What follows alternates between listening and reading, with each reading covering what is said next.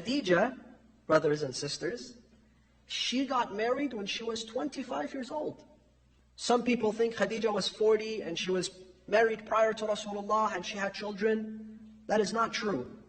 Research indicates that Khadija was the same age as Rasulullah, 25.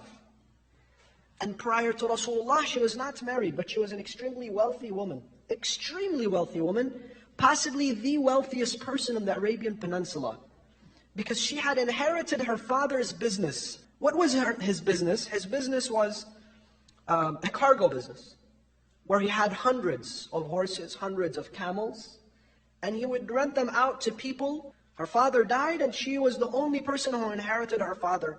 She ran the business by herself. And amongst the wit and the wisdom of Khadija was the fact that she was looking for individuals who were going to let this business thrive and grow. So once she heard of a young man by the name of Muhammad ibn Abdullah, she said, hire this guy.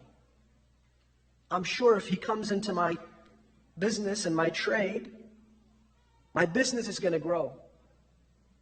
Because he's an honorable man, he's an honest man, people trust him. And Rasulullah was employed by Khadija for several years, until Khadija literally found Mr. Perfect.